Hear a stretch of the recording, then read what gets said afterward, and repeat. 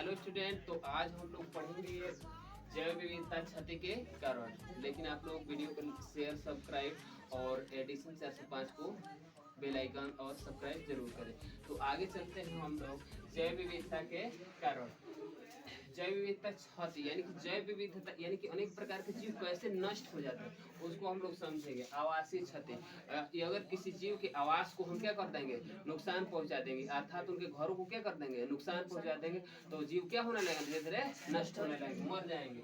अति दोहन यानी कि मतलब किसी जीव की आवश्यकता से अधिक हम क्या करेंगे, उपयोग करने लगेंगे, लालच में बदल जाएगी। जैसे पेड़ पौधे खूब कटाई करने लगेंगे, कुर्सी मेज और दरवाजे बनाने के लिए, तो पेड़ पौधे क्या हो जाएंगे, नष्ट हो जाएंगे। उसी तरह विदेशी जाति को आक्रमण, जैसे मान लीजिए कोई मछली किसी तालाब में है और दूसरी जातियों की बड़ी मछलियों को ला रहे हैं, तो विदेशी जातियों को ला रहे हैं तो छोटी मछलियों को क्या हो जाएगी, खा जाएगी।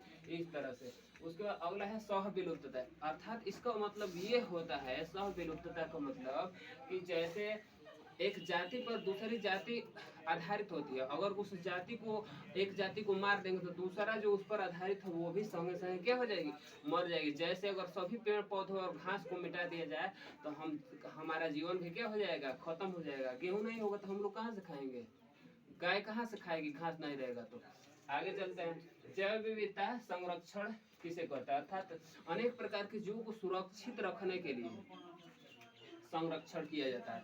यह कितने प्रकार का हो सकता है, एक स्व स्थानीय संरक्षण होता है और एक बाह्य स्थानीय। स्व स्थानीय संरक्षण का अर्थ क्या है, स्व स्थान संरक्षण किसे कहते हैं। स्व स्थानीय संरक्षण का अर्थ ये है कि किसी जीव को उसके प्राकृतिक आवास अर्थात जंगलों में, जैसे शेर के लिए जंगल होना आवश्यक है, और यदि जंगलों की कटाई करते हैं तो बहुत से जीव जो जंगली है वो क्या हो जाएंगे, मर जाएंगे।